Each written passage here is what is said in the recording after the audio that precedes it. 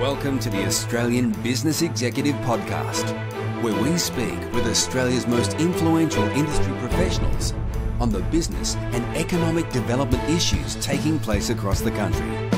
You can stay up to date with all our content, including our magazines, podcasts and videos, by visiting www.theabe.com.au and clicking on subscribe.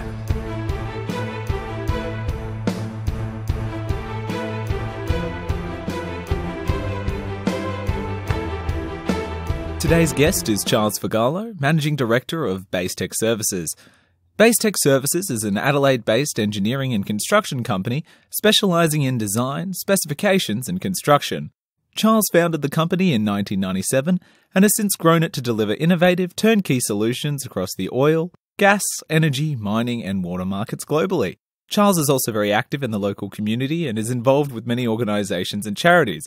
Most recently, he has become an ambassador to the Defence Reserve Support Council and has been awarded with an Order of Australia Medal for services to business and the community. He was also appointed a Knight of Grace from the Order of St John Knights of Malta for his work in constructing a memorial for approximately 300 Anzacs buried in Malta. Charles, thanks for joining us today. Thank you very much for having me. For our listeners who may be unfamiliar with Basetec Services, could you give us a bit of an overview of the services and the markets the company works in?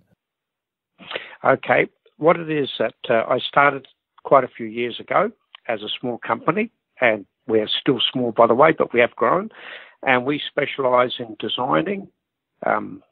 We have specialists working in special materials that we require on these construction sites in the oil, gas, mining, and water and sewerage and groundwater and all that. So we have a range of capabilities for supplying this type of work. As a contractor, can you tell us about your experiences with being a small to medium firm, contracting to larger organisations and multinationals? What we've been finding out is that as a small contractor, you don't have enough resources in your company to be familiar with all the legislation that goes on in this type of area of work. It's quite complex. And so that's a great disadvantage to small to medium-sized businesses. So how can things go wrong? By the sheer magnitude of the projects and the people that you deal with. When I say that, what I'm talking about is that these projects are so complex in working out everything that has to be done, the time and the effort that goes into it is like a full-time, 24-hour-a-day job, and consequently, you concentrate as a small business, you concentrate on getting and developing the right type of structure for the projects. So because of that, you're limited to the manpower that you're actually able to have in your company. And in doing so, that can create other major problems in running a small to medium-sized business. And what happens when things go wrong? Well, what actually happens, what we've found out, in all the years I've worked, I've never come across this before, but our company's grown significantly lately. And in saying that, because of our efforts is completely compiled into getting the project done for our client, meaning the big contractors, what actually happens is that we don't see what's going on behind our back.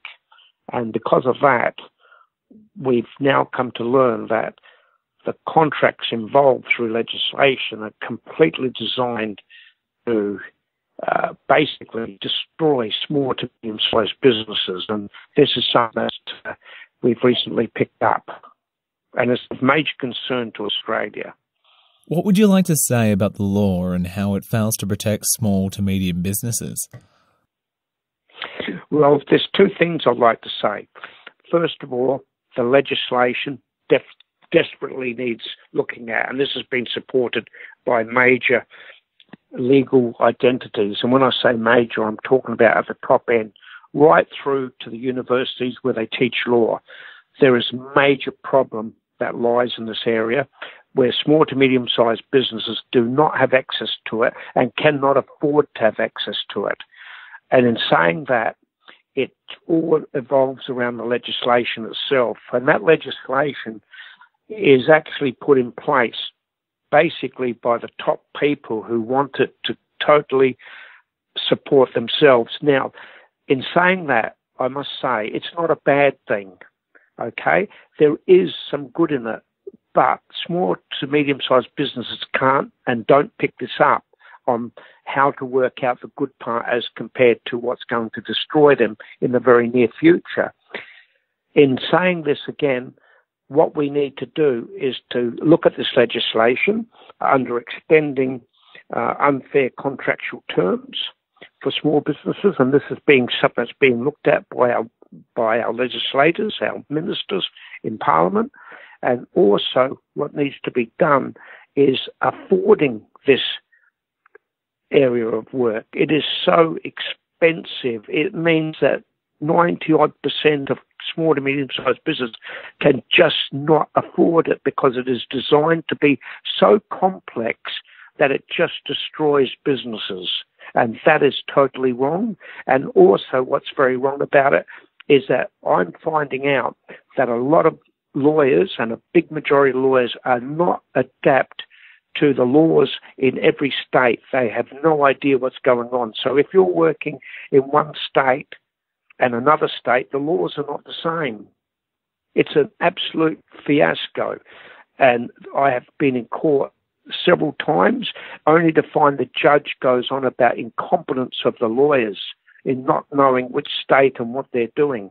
But in saying that, let me tell you something else, what I've come to find out. I've also noticed a lot of the judges, and I mean that, a lot of the judges are not up to it themselves. I cannot believe the incompetence of a lot of judges.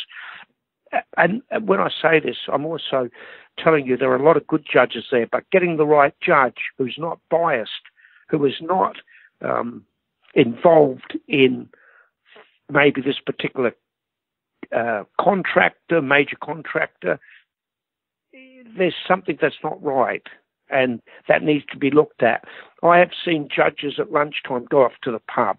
I have seen judges in meetings do not know what they're talking about. I'll give you an instance.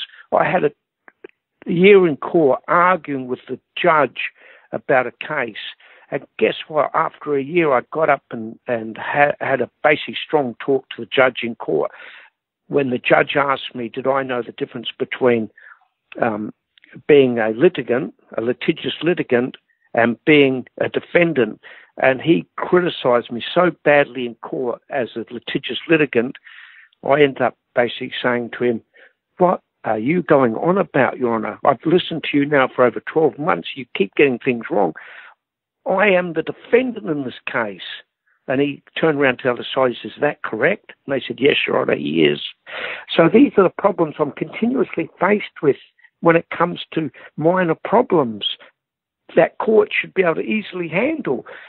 But I'm finding that there are a lot of judges, they're not up to their job. Maybe they have illnesses, maybe they have sickness problems, something like that. But I'm finding it's a massive problem there. And the judges don't let you speak up properly in court. A lot of times they cut you off. And I've seen a QC literally tear a strip off a judge for getting things wrong, and the judge didn't answer him. I've seen transcripts where certain people have perjured themselves in court, and it's been removed from the case or off the transcript. I can't understand this. I didn't think these things was supposed to happen in our courtroom. These are the problems that small businesses are faced with, and most lawyers cannot handle it. What do you think the government should do to address this problem? The government needs to look at having this. It's an easy solution.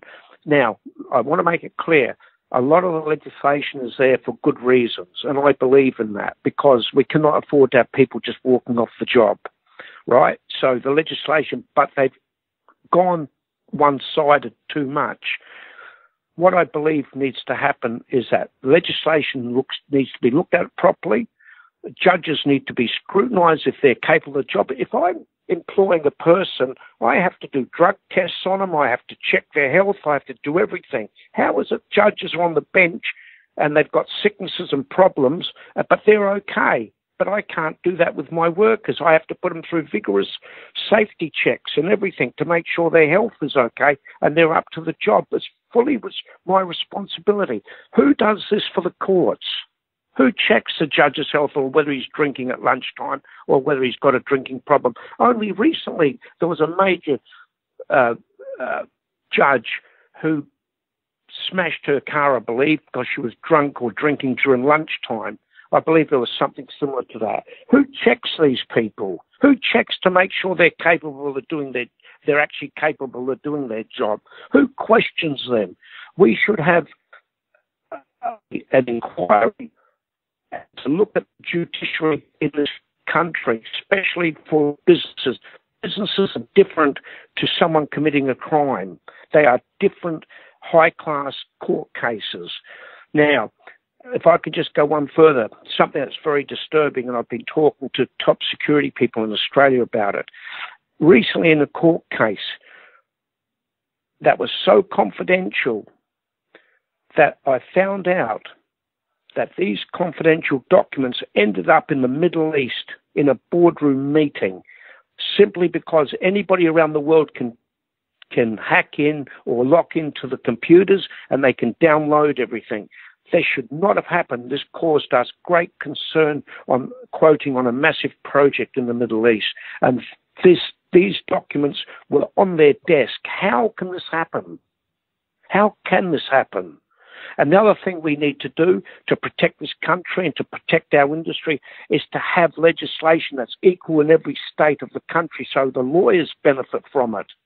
They understand what's going on, and we stop this bias thing. We had a case in Queensland recently, and the judge admitted, I'm biased against South Australian lawyers. I've also been told that by the judiciary, by the top people, that a lot of South Australian lawyers do not come to the ability of what's required of them to understand the laws properly. And I'm finding this is to be correct. And I find it very disturbing. And I shouldn't be the one to have to bring this up or tackle this problem. The big contractors are really not doing anything wrong. They're working within the legislation, but it's the legislation that is causing major havoc to our country. Now, regarding unfair contract terms in small businesses, what would you suggest to other companies to prevent the problems Basetec has experienced? I think there's only one way to address that, and that's basically to make sure they get paid up front. We had to work on a project. We weren't paid for 5 months. It cost me millions, and trying to take it to court was absolutely unbelievable. We were told it would be through court very quickly. It dragged on for years. It cost us nearly $4 million. Only to find it was a devastating mess at the end. A South Australian court case that we had to bring in Queensland court lawyers to take over to try and fix up the mess. Imagine that. Imagine having to go to Queensland to bring in lawyers because here they were incapable of handling it properly.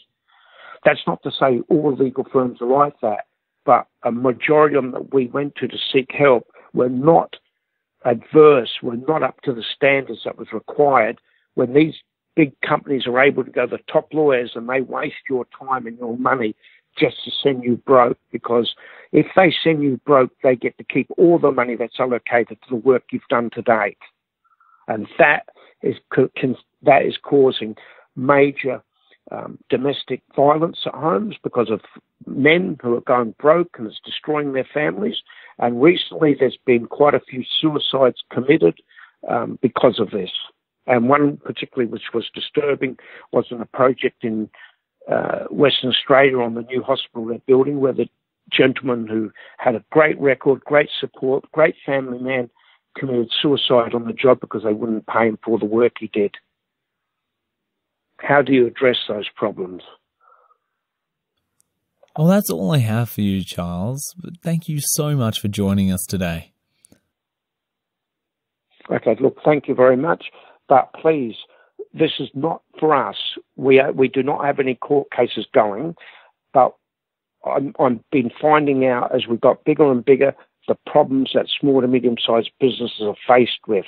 And we have to make sure that the young business people of today have a great future in building our country up. And the only way they're going to do that is to know the pitfalls of what they're up against. Once they know the pitfalls, they can become stronger in business and lead our businesses onto a better future and make our country even better and stronger.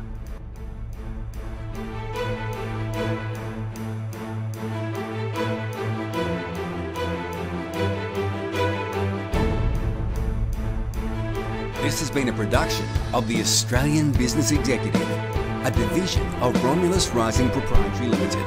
All rights reserved. You can stay up to date with the Australian Business Executive, including our magazines, podcasts and videos, by visiting www.theabe.com.au and clicking on subscribe.